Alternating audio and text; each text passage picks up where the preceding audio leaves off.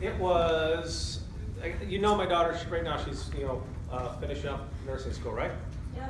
And when she was in her first block, there were some GCU students at one of the local valley hospitals, and they got a patient came in, said, I'm having the worst headache of my life. Okay?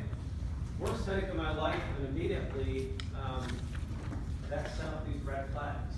Because believe it or not, patients actually say that. Okay? They were like, and freaking out, right? Well, they ended up immediately getting that person back, put them in an MRI machine. Okay? While they're doing that, while they're wheeling them back and doing that, they're getting like history as they go kind of thing. Turned out this guy had, like 4 days before, went to one of the other hospitals in the valley and said the same thing, I'm having the worst headache of my life. Well, here's the thing, is the guy looked kind of shabby, okay? He looked like he might be seeking drugs. Looked like he might have been homeless or something, and believe it or not, we kind of profile in hospitals. Why? Because if you did an MRI, everybody had a headache at more than $1,000 a pop, especially if they're homeless, that hospital's going under real fast, right? So they do actually make these kind of decisions all the time. But this guy, they gave some ibuprofen and sent him home. They figured out he's seeking drugs. Okay? Goes into another hospital a couple days later. Says the same thing. They do the same thing. They sent him home. Okay? Finally, when he came into this third hospital where the GCU nursing students were, and they got this guy back immediately on the MRI machine, and then he died. Okay? This guy been bleeding from a berry aneurysm for like 4 days, telling everybody that key phrase, which believe it or not, they actually say, and everyone just assumed that he's seeking drugs, that he's homeless seeking drugs, and they just kind of blew him off. Okay? Having said that, most of the time they probably are right when they profile like that. They've seen a lot of this, and they know that drug seekers also know some of these key phrases. However, what if you're wrong? Right? They're probably right 90% of the time, but when they're wrong, they actually kill somebody. Okay? Homeless or not, seeking drugs or not really our decisions to make. Okay? The administrators can freak out about that all they want, but you kill people if you're wrong about that. And that actually happened like last year, 2 years ago, whatever it was.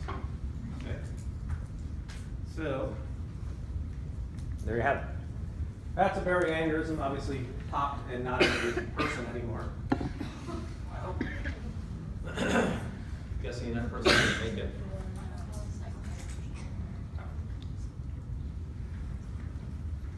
Yes? I feel like aren't hospitals constantly in lawsuits because there are unnecessary deaths happening? Like They're constantly in lawsuits, yes. Do most of the time the hospitals win those, or the families? I don't have the stats on that. I mean, they're each individual case. I really don't know the statistics.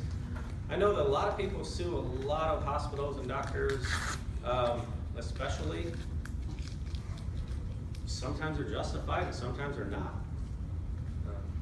What exactly do settlements? Yeah. Yeah, most of the time, like anything in legal, they settle out of court anyway. But. So the hospital will make the first offer, and then that'll usually the patient or whoever comes to. Yeah, and that's true with all law, everything. They settle most of things out of court. Yes? So how are the berry aneurysms treated? Do they just like dig up their brains like pop it? That's actually a good question. They dig up your brain and pop it? No. Typically, okay, if something has exploded, you have some issues. Okay, obviously, especially if it's in the brain and you can't get to it. However, depends on how bad it is. Whether it's a berry aneurysm in the brain or an abdominal aortic aneurysm, what they will do is they'll go in like that iliac artery and stick a wire in there with a little shunt on it and feed it up. Okay, so they feed it up until that shunt is completely on either side of that, and then they pop open. I'm sorry, I didn't say shunt. I meant stent. Okay, and then they pop open that stent, and it's kind of like a net. And what it does is it takes the pressure off the sides, and now you have a permanent net in there, or a permanent, device that is making the blood flow through it, okay? Instead of on that arterial walls, okay? If it happens to be a buried aneurysm in the brain, they actually go through the same place in that hip. They just know their anatomy, right? They're going all the way from those iliac arteries up through the abdominal aorta, all the way up when you see this external and internal carotid arteries, and then going all the way to the brain, going to the basilar artery, and then they're doing the exact same thing once they hit the brain. Okay? This is why you're supposed to know your anatomy. It's why we're grilling you guys on this. They use it. Okay, so yeah, they do it the same way. If it hasn't popped, if it's popped, I honestly have no idea how they would get to something right there in the brain if it's already popped and they have to go externally in. Okay, if you had something like this in the abdomen and that thing popped, they might be able to save that. Is that person not wearing gloves? Just wondering. I think that's a glove right there. Yeah, it's a glove too, yeah. I don't know. I'm assuming they're wearing gloves. Can't imagine why they would. Okay. Anyway, question on that? So do they normally put the patient on blood thinners though? If somebody has an aneurysm, they normally do whatever they have to get that blood pressure down. Right? Because again, having an aneurysm, although uncomfortable, is not a big deal. What's a big deal is if that aneurysm pops, right? So if you lower the blood pressure, there's less pressure on the walls of the arteries, and therefore it doesn't pop. And you're fine. Assuming that, yeah. Is the stent, does it keep it 100% from not popping? Or could it potentially? I don't know about 100% of anything, but it's better than they had. I think one of your videos shows a picture of it.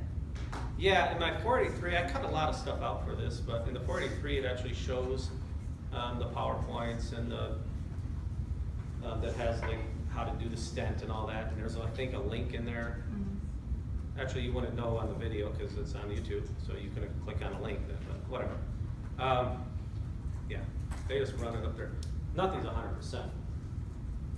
Yeah? What is it called again? This stent? Stent. So when they run that through, because they run it through an artery, right? Well, would that stop like blood flow to the other tissue? Well, that's why they don't inflate it till they get there. So they're running it up on a thin wire until they get there, and then they pop it open, and that actually, the blood then goes through the center.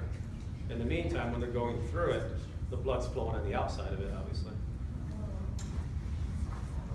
Is that pretty risky? Oh yeah, but it's pretty risky to have an aneurysm too. Yeah.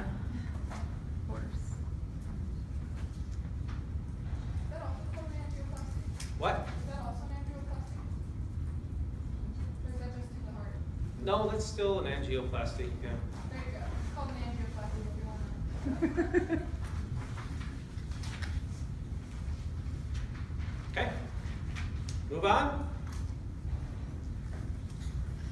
So Lucy, 23-year-old graduate student, came into the office complaining of sharp left upper quadrant pain. What's in the left upper quadrant? The spleen. Spleen.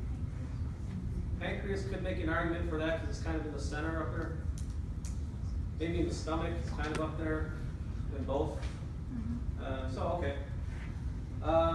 She has acid reflux, nausea that gets better after she eats fatty food. She runs track at her school and takes ibuprofen 3 times a day for sore knees. She also smokes and drinks every weekend and sometimes during the week with her friends from school.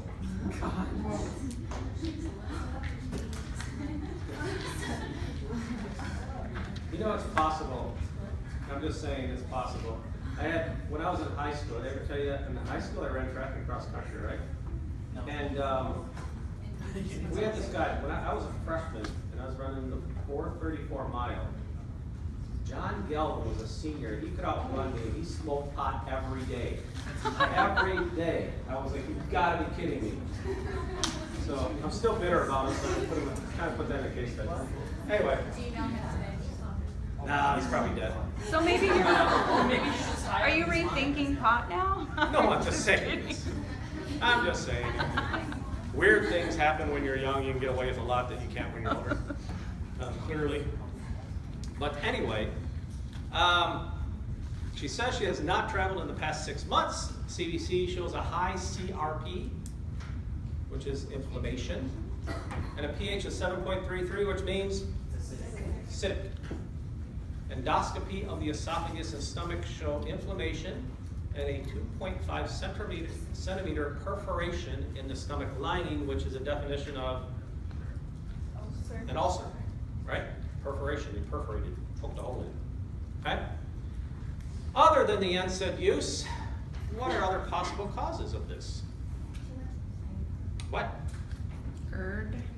GERD. GERD. Is gastroesophageal reflux disease, which means when you are refluxing acid back up into your esophagus. How about the alcohol? Alcohol, just like smoking, causes most pathologies. So yes. H. pylori. Okay, eating fatty foods is an interesting one because she actually felt better when she ate fatty foods. Why would you with an ulcer? Yeah, the fat will coat the stomach temporarily.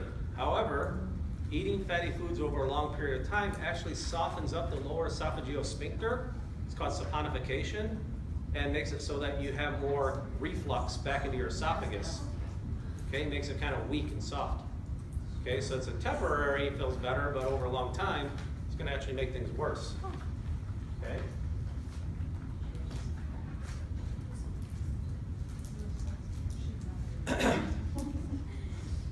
Anybody know why stress would cause ulcers? Because you're going to say that to people. You're going to, you have an ulcer. Why do I have an ulcer? Well, sometimes stress will cause it. And you like memorize. Why would stress cause an ulcer? What? The stress eating? All right, that may Your be body. true. They give medication for peptic. They give medication to prevent a stress ulcer in hospital. So when you're in the hospital, oh my God, I can speak. When you're in the hospital, they give you what is it? Pantrazole or what are the other ones? Yeah, I can't They remember all the give you other stupid commercial medications to names. prevent a peptic ulcer. So it's not just eating. I mean, if you're in the hospital, you're gonna have stress. Yeah. Well, this is like anyone who's stressed out. What? The This thing is is, for when any people patient. get stressed, they do produce more hydrochloric acid. Okay? So what Natalie's talking about is there are some medicines that would prevent, they're called H2 blockers, that actually prevent directly of you making hydrochloric acid, so it keeps it lower. That's a pretty fast fix. That's like the ranitidines. Okay? I don't remember the generic, the brand names of those. Then you have the other kind that they actually block the proton pump to make more hydrochloric acid. Those are like the omeprazoles. Again, I don't remember the brand names of them, but they take like 3 days to actually work, but you're supposed to keep taking those because you have like chronic reflux, okay? Or chronic high acidity. So yeah, when you go in the hospital, people are stressed, so a lot of times they'll just go ahead and just assume that you're going to be stressed and keep that acid down. Yeah. Good story. Sorry. Oh, I'm sorry, you were done. Go ahead. Are you ready? I'm ready. My grandfather had one a couple winters ago, and they told him it was because of too much Advil. They told him because what? He was taking too much Advil. He took it like all the time. Let's do that. NSAIDs, non-steroidal anti-inflammatory drugs, account for more than 50% of all ulcers. Okay? Non-steroidal anti-inflammatory drugs. Ibuprofen, Advil, Tylenol is not. Oh, yeah. No. Aspirin? Oh, that's a different accident. Yeah, that's an iffy one. It's not quite, but That's a blood thinner. well, yeah. Aspirin can contribute to it. I don't think it's technically in that category though. Naproxen, Does caffeine count as one of them? nah, caffeine's thrown in all those things anyway.